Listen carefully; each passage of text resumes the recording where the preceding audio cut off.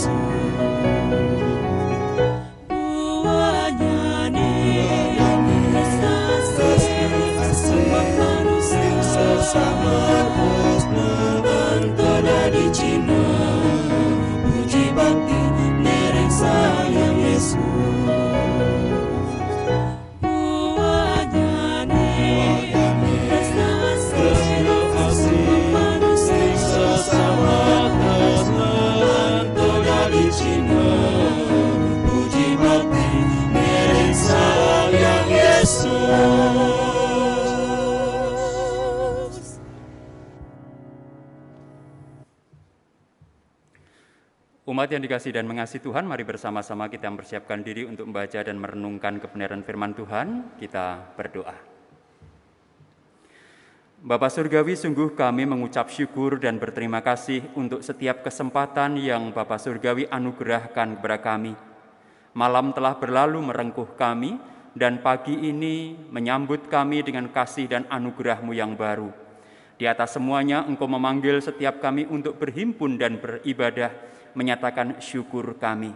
Kiranya ketika kami beribadah, kami mempersembahkan kejernihan hati dan nurani, menjauhkan setiap kepalsuan dari diri kami, sehingga ibadah kami bukan hanya sebuah ritual keagamaan yang rutin kami jalani sehari-hari, tetapi inilah perwujudan kerinduan dan cinta kasih kami untuk senantiasa dekat dan bersyukur kepadamu. Oleh karena itu kami menyerahkan akan seluruh keberadaan kami. Persiapkan hati dan tiliklah hati kami, tengoklah agar sungguh setiap kami layak untuk bersekutu dengan Engkau. Oleh karena itu teguhkanlah setiap kami dengan kebenaran firman-Mu yang akan kami baca dan kami renungkan. Dalam kerapuhan dan kelemahan kami berserah sepenuhnya pada Roh Kudus yang akan memimpin kami, menuntun kami, membuat kami bertelut di kaki-Mu, agar sungguh kami tahu setiap kebenaran yang Engkau kehendaki untuk kami hidupi. Inilah kami anak-anak-Mu Bapa yang siap untuk mendengarkan kebenaran firman-Mu. Kami berdoa di dalam nama Tuhan kami Yesus Kristus kepada Bapa di surga. Amin. Umat yang dikasihi dan mengasihi Tuhan, mari bersama-sama kita membuka Alkitab kita. Kita akan membaca dari Injil Tuhan Yesus Kristus menurut Markus pasal 7 ayat 1 sampai dengan ayat yang ke-23. Injil Markus pasal 7 ayat 1 sampai dengan 23 yang berbunyi demikian. Pada suatu kali serombongan orang Farisi dan beberapa ahli Taurat dari Yerusalem datang menemui Yesus. Mereka melihat bahwa beberapa orang muridnya makan dengan tangan najis, yaitu dengan tangan yang tidak dibasuh. Sebab orang-orang Farisi seperti orang-orang Yahudi lainnya tidak makan kalau tidak melakukan pembasuhan tangan lebih dulu, karena mereka berpegang pada adat istiadat nenek moyang mereka. Dan kalau pulang dari pasar, mereka juga tidak makan kalau tidak lebih dahulu membersihkan dirinya. Banyak warisan lain lagi yang mereka pegang, umpamanya hal mencuci cawan, kendi, dan perkakas-perkakas tembaga. Karena itu orang-orang Farisi dan ahli-ahli Taurat itu bertanya kepadanya, "Mengapa murid-muridmu tidak hidup menurut adat istiadat nenek moyang kita, tetapi makan dengan tangan najis?" Jawabnya kepada mereka, "Benarlah nubuat Yesaya tentang kamu, hai orang-orang munafik, sebab ada tertulis, bangsa ini memuliakan aku dengan bibirnya, padahal hatinya jauh daripadaku. Percuma mereka beribadah kepadaku, sedangkan ajaran yang mereka ajarkan ialah perintah manusia. Perintah Allah kamu abaikan untuk berpegang pada adat iadat manusia." Yesus berkata pula kepada mereka, "Sungguh pandai kamu mengesampingkan perintah Allah, supaya kamu dapat menerima adat istiadatmu sendiri. Karena Musa telah berkata, hormatilah ayahmu dan ibumu, dan siapa mengutuki ayahnya atau ibunya harus mati. Tetapi kamu berkata, kalau seorang berkata kepada bapaknya atau ibunya, apa yang ada padaku yang dapat digunakan untuk pemeliharaanmu sudah digunakan untuk kurban, yaitu persembahan kepada Allah, maka kamu tidak membiarkannya lagi berbuat sesuatu pun untuk bapaknya atau ibunya. Dengan demikian firman Allah kamu nyatakan tidak berlaku demi adat istiadat yang kamu ikuti itu. Dan banyak hal lain seperti itu yang kamu lakukan." Lalu Yesus memanggil lagi orang banyak dan berkata kepada mereka, "Kamu semua, dengarlah kepadaku dan camkanlah. Apapun dari luar yang masuk ke dalam seseorang tidak dapat menajiskannya, tetapi yang keluar dari seseorang itulah yang menajiskannya. Barang siapa bertelinga untuk mendengar, hendaklah ia mendengar." Sesudah ia masuk ke sebuah rumah untuk menyingkir dari orang banyak, murid-muridnya bertanya kepadanya tentang arti perumpamaan itu.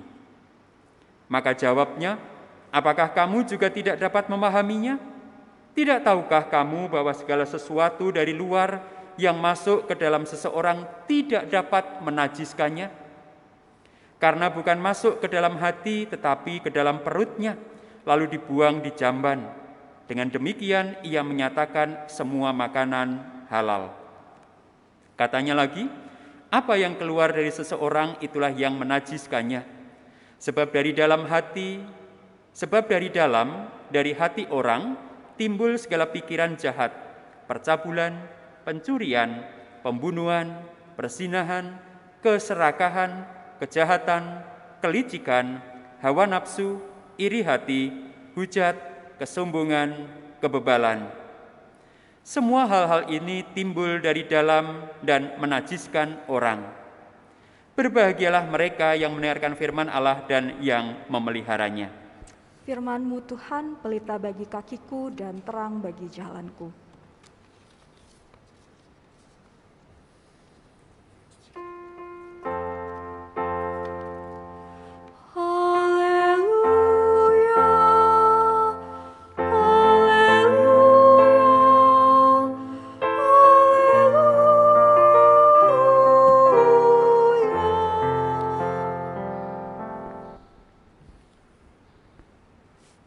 Umat yang dikasihi dan mengasihi Tuhan, suatu hari saya diajak oleh paman saya, adik dari ayah saya, untuk mengunjungi makam leluhur.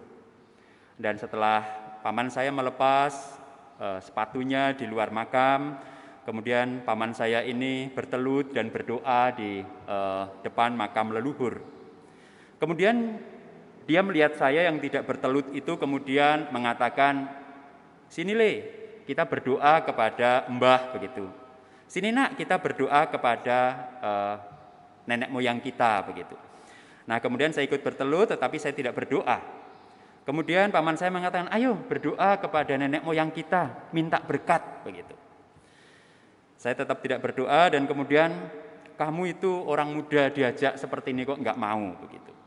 Kemudian saya mengatakan kepada paman saya, "Maaf Om, saya tidak bisa berdoa kepada nenek moyang apalagi untuk meminta berkat. Saya berdoa meminta berkat kepada Tuhan yang juga telah memelihara nenek moyang saya. Jadi maaf saya kalau tidak bisa berdoa di depan makam nenek moyang untuk meminta berkat." Kemudian om saya ini mengatakan sesuatu yang jelas tapi tegas begitu. Anak muda sekarang ini beragama tetapi kemudian meninggalkan adat istiadat nenek moyangnya. Beragama dan merasa benar sendiri tetapi kemudian menghilangkan banyak hal dalam kehidupannya. Tentu Bapak Ibu dan Saudara terkasih, saya bisa berbicara dengan banyak lagi kepada om saya ini, tetapi karena saya pikir itu hanya akan menambah permasalahan, maka kemudian saya membiarkan. Artinya tidak memperpanjang permasalahan itu. Tetapi secara prinsip kemudian saya mengatakan bahwa saya tidak akan pernah bersedia berdoa meminta berkat kepada nenek moyang yang sudah meninggal. Tetapi ketika berdoa mengucap syukur kepada Tuhan yang telah menghadirkan nenek moyang yang darinya Tuhan memakai saya berada di dunia ini, maka untuk mengucap syukur saya bisa begitu. Nah Bapak Ibu dan Saudara terkasih, bukankah kita dalam kehidupan setiap hari seringkali berhadapan dengan ini, ketegangan antara keyakinan kita yang didasarkan kebenaran firman Tuhan dengan tradisi, kebudayaan atau kebiasaan-kebiasaan dalam kehidupan setiap hari. Nah, pergumulan ini sebenarnya dialami hampir oleh semua orang percaya di seluruh muka bumi. Ketika iman Kristen masuk dalam kehidupan mereka dan bertabrakan atau berbenturan atau lebih tepatnya bertemu dengan berbagai budaya, adat istiadat, kebiasaan dalam kehidupan mereka, pasti itu menimbulkan sebuah ketegangan. Oleh karena itu seorang penulis terkenal, Richard Niebuhr, menulis sebuah buku yang di dalamnya ada 5 hal yang dilakukan oleh orang percaya ketika berhadapan dengan itu. Pertama, Christ Against Culture, yang memandang bahwa kebudayaan manusia pada dasarnya buruk, penuh dosa dan jahat, dan kebudayaan mereka pandang sebagai antitesa dari iman Kristen. Oleh sebab itu orang Kristen harus membuat terobosan radikal terhadap kebudayaan mereka. Yang kedua yaitu Christ of Culture, yang memandang bahwa kebudayaan pada dasarnya baik dan ada kesetaraan equage antara kekristenan dan kebudayaan, dan orang Kristen dapat menemukan Kristus sebagai pahlawan besar dari sejarah kebudayaan, nilai dan kehidupan kebudayaan mereka. Yang ketiga, Christ above culture, yang memandang bahwa paling tidak sebagian dari kebudayaan pada dasarnya baik, dan pandangan ini berusaha sintesis iman Kristen dengan kebudayaan, karena kekristenan walaupun terlepas namun juga berkesinambungan dengan kehidupan sosial dan kebudayaan dalam kehidupan kita. Yang keempat adalah Christ and Culture in Paradox, atau Kristus dan kebudayaan itu bertentangan, yang juga memandang bahwa kebudayaan manusia pada dasarnya adalah buruk, penuh dosa dan jahat. Ini adalah tipe dualitas yang memandang orang Kristen berada dalam ketegangan sepanjang hidupnya antara taat kepada dua otoritas, iman Kristen atau kebudayaan, tradisi atau kebiasaan yang ada dalam kehidupan kita. Yang sebenarnya tidak pernah mencapai persetujuan ya, namun keduanya harus dipatuhi. Harus mematuhi peraturan nenek moyang yang mengatakan kalau meninggal harus seperti ini, harus juga mematuhi iman Kristen, setelah menjadi Kristen meninggal caranya seperti itu. Itu akan menjadi ketegangan yang terus ada dalam kehidupan kita. Yang terakhir Bapak Ibu dan Saudara terkasih, Christ Transformer of Culture, yang memandang bahwa kebudayaan manusia berusaha menciptakan kebaikan. Setiap kebudayaan, adat istiadat tujuannya baik. Namun karena sekarang telah terinfeksi oleh dosa, maka kebudayaan perlu ditebus dan direstorasi, dan orang Kristen harus mengubah dan kehidupan kebudayaan untuk kemuliaan Allah. 5 hal ini diungkapkan dan tentu kemudian kita harus memilih menghadirkan sebuah kehidupan di mana iman Kristen bisa menerangi, sehingga kebudayaan bukan hanya kita singkirkan dan kita buang, tetapi di dalamnya kita juga menemukan berbagai makna. Seperti saat ini ketika kita mengadakan ibadah dengan nuansa Indonesia Timur, khususnya Bali, adakah hal-hal indah yang bisa kita pakai yang di dalamnya mencerminkan kemuliaan Allah? Oleh karena itu seorang penulis mengatakan demikian, tidak pernah ada Injil yang bebas dari kebudayaan, sehingga dalam hubungan antara Injil dan kebudayaan perlu dicatat bahwa pertanyaan yang penting yang perlu diperhatikan bukan bagaimana Injil menaklukkan kebudayaan, melainkan bagaimana hubungan antara Injil dan kebudayaan seharusnya. Inilah yang terus terjadi dalam kehidupan orang percaya, agar kita menemukan sikap yang benar dalam setiap pergulatan yang kita alami.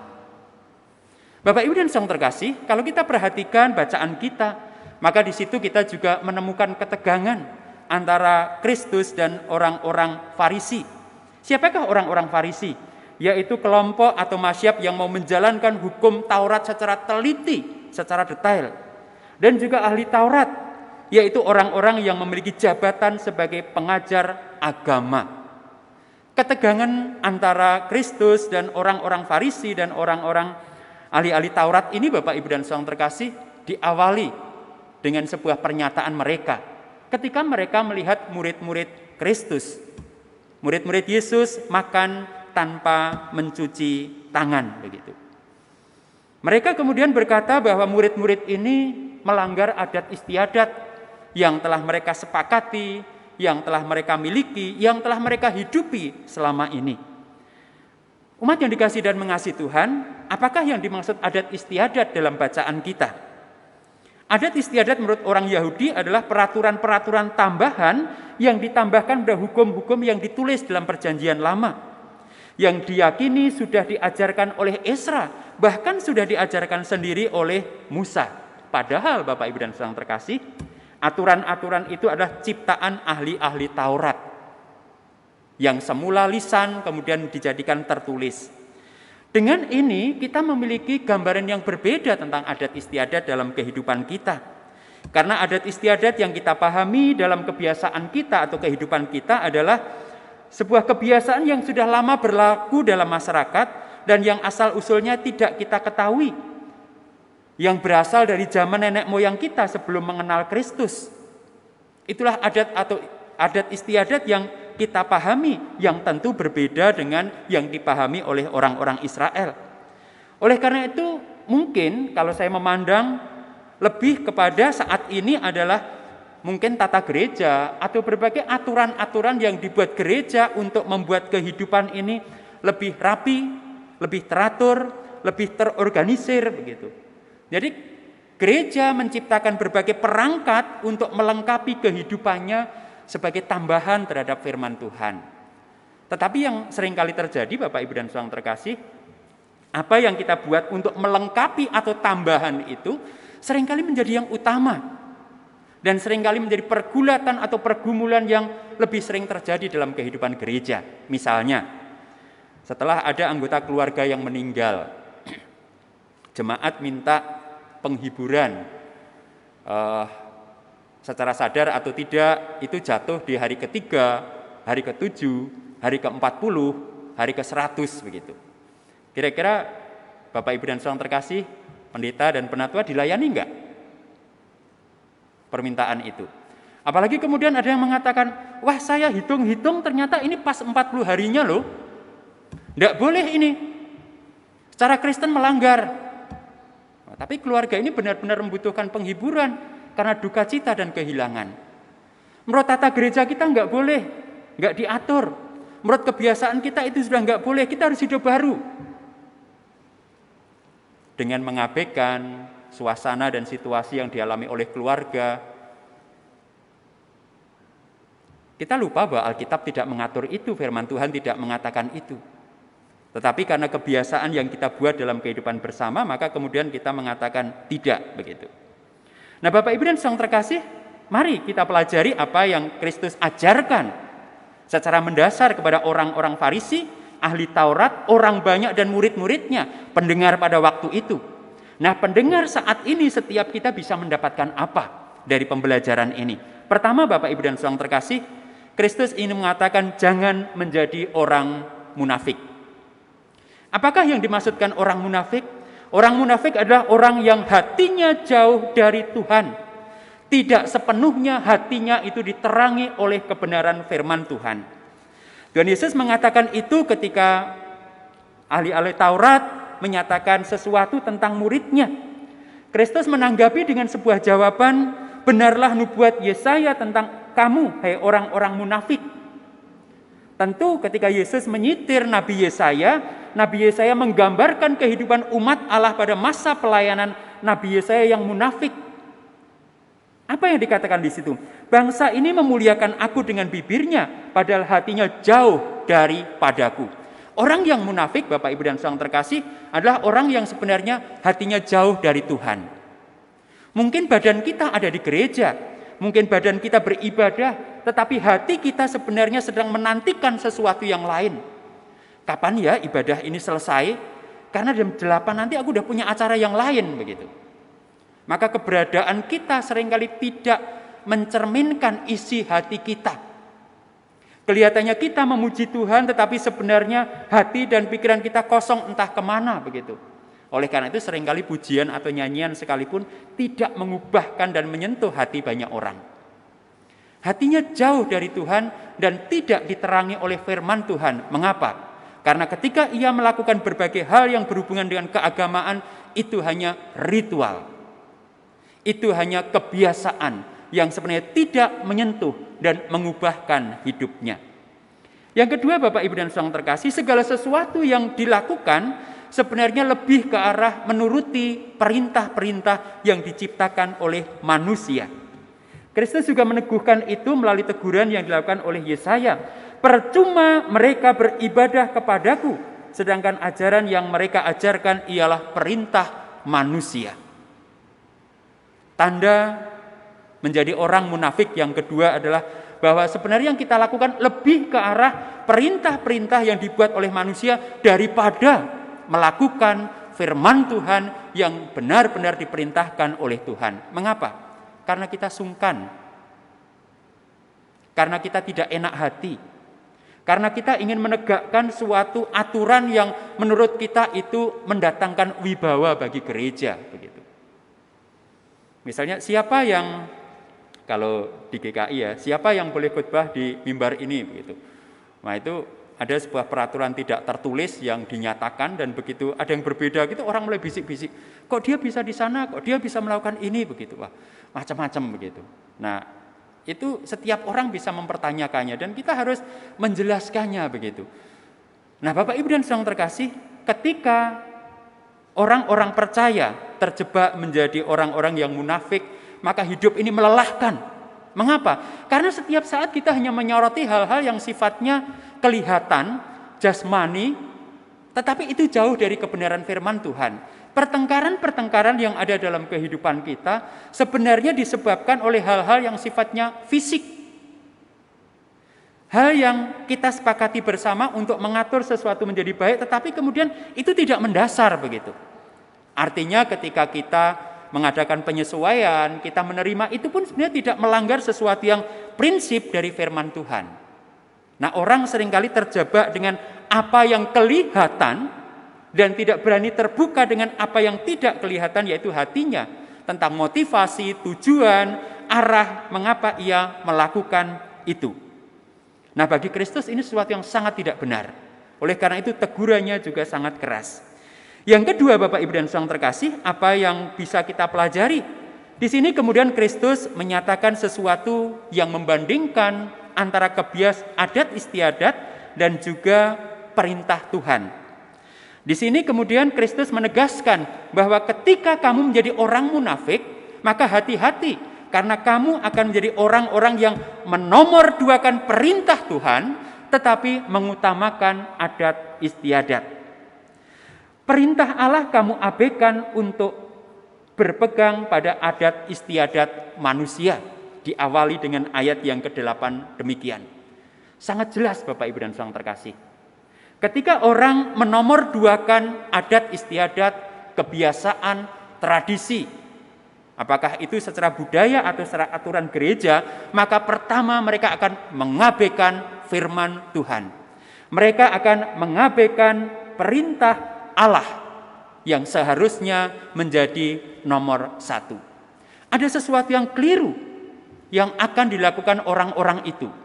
Yang kedua ditegaskan dalam ayat yang ke-9, sungguh pandai engkamu mengesampingkan perintah Allah. Setelah diabaikan, maka mengesampingkan itu artinya dipinggirkan. Engkau meminggirkan, di sini dikatakan perintah Allah, tetapi kemudian engkau menempatkan adat istiadat itu sebagai, atau kebiasaan itu sebagai yang utama. Suatu hari saya akan berkhotbah di Jakarta ketika saya masih di Madiun. Ada pertukaran pelayanan. Nah, di kereta api sekitar jam 4 begitu, sekitar jam 6, saya sudah bangun hampir sampai Jakarta, ditelepon oleh penatua di mana akan melayani, dikatakan ada kecelakaan dan kemudian yang bersangkutan meninggal begitu. Nah, oleh karena itu nanti setelah sampai di Jakarta saya diminta untuk melakukan ibadah tutup peti karena situasi dan kondisi begitu. Nah, Bapak Ibu dan saudara terkasih, tentu saya bersedia dan setelah sampai di stasiun langsung dijemput karena sekitar jam 9 mau dilakukan begitu. Nah, begitu sampai di tempat, kalau di sini mungkin Sinar Kasih begitu ya. Nah, di situ udah berkumpul keluarga, 2 keluarga besar berkumpul. Nah, ternyata yang meninggal ini keluarga besarnya keyakinannya berbeda dengan bapak ini dan juga istri dan keluarga yang lain. Maka di situ terjadi sebuah pertentangan yang luar biasa. Satu keluarga ingin melaksanakan upacara seperti ini, yang istri dan juga keluarga yang lain ingin mengadakan upacara seperti ini begitu. Dan itu tidak bisa ditengahi, ribut. Bayangkan pada waktu itu jam 9 sampai jam 12 nggak selesai begitu. Saya dari Madiun jam 6 sore sampai jam segitu belum makan gitu, sampai lapar betul. Saya jujur lapar gitu. Nah, kemudian di tengah situasi itu kemudian penatua itu mengatakan, "Pak Pendeta, tolong dong diambil keputusan bagaimana ini." Saya mengatakan, "Wah, saya pendeta tamu," saya bilang begitu. "Kalau saya mengambil sebuah sikap, belum tentu nanti sikap saya ini disetujui oleh penatua atau pendeta di sini." "Enggak, Pak Pendeta, kalau enggak ini enggak selesai," begitu. Nah, jadi akhirnya ketika saya masuk, mereka mengusulkan, "Gini aja Pak Pendeta, 50-50. Jadi separuh dilakukan menurut kepercayaan kami dan budaya kami, separuh dilaksanakan menurut ini dicampur saja," begitu. Nah, Bapak Ibu dan saudara terkasih, kemudian saya mengatakan sesuatu hal yang saya ingat, tidak bisa, saya bilang begitu. Segala sesuatu tidak bisa dicampur adukkan, mari kita pisahkan. Kalau memang keluarga menyepakati ini dilakukan secara agama ini, silahkan. Tetapi kalau enggak, mari kita lakukan secara keyakinan ini. Sekarang saya bertanya, keyakinan yang meninggal apa? Kristen. Ya sudah, kalau begitu mari kita laksanakan secara Kristen. Nah, nanti kalau keluarga yang punya keyakinan yang lain ini mau melakukan berbagai adat istiadat yang menyertai bagaimana keluarga meninggal, silahkan. Tetapi tidak dicampur adukkan, saya bilang begitu. Tidak bisa. Kita harus memilih mana yang harus kita lakukan sesuai dengan keyakinan yang bersangkutan. Bapak Ibu, kita tidak boleh menyampingkan dan tidak boleh mengesampingkan perintah Allah untuk kemudian dicampur adukkan dengan segala sesuatunya. Dan setelah beberapa saat kemudian, saya akan melayani ketika ini dilakukan, saya bilang begitu. Jadi mari kita lakukan sesuai dengan keyakinannya, dan kemudian nanti di luar itu kalau Bapak Ibu mau melakukan sesuatu yang berhubungan dengan tradisi, adat, kebiasaan, silahkan. Tapi tidak pada saat yang sama. Di luar, saya bilang begitu. Maka kemudian disepakati itu, dan pada jam 1 baru bisa dilakukan acara penutupan itu dengan perjalanan yang sangat sulit. Perlu sebuah perjuangan, Bapak Ibu dan saudara terkasih. Mengapa? Karena kalau tidak demikian maka orang-orang akan kemudian seperti yang dikatakan selanjutnya dalam ayat 13, di situ dikatakan, "Dengan demikian firman Allah kamu nyatakan tidak berlaku demi adat istiadat yang kamu ikuti itu." Ketika orang menomorduakan perintah Tuhan atau firman Allah, maka di situ jelas Kristus mengatakan 3 hal. Kamu mengabaikan, kamu mengesampingkan, dan kamu meniadakan, tidak berlaku firman Tuhan itu. Hati-hati. Tentu di sini yang disoroti Yesus adalah praktek kehidupan mereka terhadap tanggung jawab pelanggaran firman Tuhan. Menghormati orang tua itu perintah Tuhan yang kelima. Tetapi seringkali prakteknya, pemeliharaannya kamu abaikan karena kamu merasa ada sesuatu yang lebih penting. Yaitu apa? Janjimu. Bapak, Ibu, saya sudah berjanji kepada Tuhan untuk mempersembahkan segala sesuatu yang ada dalam kehidupan saya. Maka maaf, sekarang saya tidak bisa memelihara Bapak, Ibu. Bahkan mungkin ketika orang tuanya menuntut, bisa jadi mereka sangat marah dan mengutuki orang tuanya. Itu dianggap tidak berdosa demi janji suci yang sebenarnya adalah tradisi untuk saling memperbandingkan begitu. Hati-hati Bapak, Ibu dan Saudara terkasih, menomorduakan perintah Allah akan membuat kita mengabaikan, mengesampingkan, dan seringkali membuat perintah Allah itu tidak berlaku demi sebuah tradisi, kebiasaan, ataupun adat istiadat yang ada dalam kehidupan kita. Nah, oleh karena itu Bapak, Ibu dan Saudara terkasih, kemudian Kristus menegaskan sebuah ajaran yang tegas, jelas, dan keras. Bagaimanakah orang percaya? Pertama, ajaran ini diberikan kepada orang banyak. Perhatikan bagaimana lalu Yesus memanggil lagi orang banyak dan berkata kepada orang banyak yang mendengarkan perdebatan itu, Kristus menegaskan bahwa apa yang menajiskan orang itu bukan apa yang masuk, makan dengan tidak mencuci tangan misalnya. Tetapi yang menajiskan orang adalah apa yang keluar dari mulut orang itu. Itulah yang menajiskannya. Ketika orang banyak itu sudah pergi dan sampai di rumah, Kristus juga mengajarkan itu kepada muridnya. Artinya ini penting Bapak Ibu. Ini sesuatu yang jelas dan tegas, harus dihidupi dan diperhatikan. Oleh karena itu Kristus juga mengajarkan kepada murid-muridnya tentang sesuatu yang mendasar. Kembali Kristus menegaskan bahwa yang membuat najis manusia bukanlah sesuatu yang masuk, tetapi justru sesuatu yang keluar. Kalau Bapak Ibu sudah perhatikan dalam kisah orang Samaria yang baik hati, mengapa seorang imam yang melihat orang yang tergeletak tidak mau menolongnya? Karena ketika dia menolong, dia takut akan najis, akan tercemar, sehingga dia tidak bisa melayani ibadah. Kemanusiaan akan terabaikan ketika mereka lebih menitik beratkan kepada kesucian secara jasmani. Lebih penting mana? Menolong orang yang sekarat ataukah berlari ke gereja atau ke bait Allah untuk melayani ibadah? Oleh karena itu bersentuhan dengan orang-orang yang kena kusta misalnya, masuk ke rumah orang-orang pemungut cukai misalnya, itu adalah kenajisan. Nah, yang ditekankan oleh mereka adalah hal-hal yang sifatnya jasmani, yang menajiskan mereka secara tubuh. Tetapi mereka justru kurang memperhatikan kesucian rohani dalam kehidupan mereka. Mereka kurang memperhatikan hati mereka dan kemudian ungkapan-ungkapan, ucapan-ucapan, motivasi-motivasi yang seringkali menimbulkan kenajisan dan dosa yang luar biasa. Perhatikan Bapak Ibu dan Saudara terkasih ayat 21. Situ dikatakan sebab dari hati orang timbul segala pikiran jahat, percabulan, pencurian, pembunuhan, persinahan, keserakahan, kejahatan, kelicikan, hawa nafsu, iri hati, hujat, kesombongan, kebebalan. Ini seringkali terabaikan.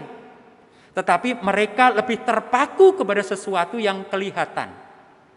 Tentu Bapak Ibu dan Saudara terkasih, mencuci tangan sebelum makan, membersihkan tubuh kita setelah dari pasar, Bapak Ibu setuju enggak? Tentu saat ini sangat setuju ya, apalagi di tengah masa pandemi itu begitu. Tetapi Bapak Ibu dan Saudara terkasih, itu penting, tetapi bukan yang terpenting. Yang terpenting adalah bagaimana ketika kita bisa menyikapi segala sesuatu yang terjadi di luar kita itu dengan sikap yang benar. Saya kira ketika orang-orang Farisi atau ahli Taurat itu mengingatkannya dengan cara yang benar, dengan motivasi yang benar, dengan tujuan yang benar, Kristus akan lebih menghargai. Bukannya di sini Kristus menentang yang namanya kesucian ataupun menyetujui dengan yang namanya kenajisan, tentu tidak.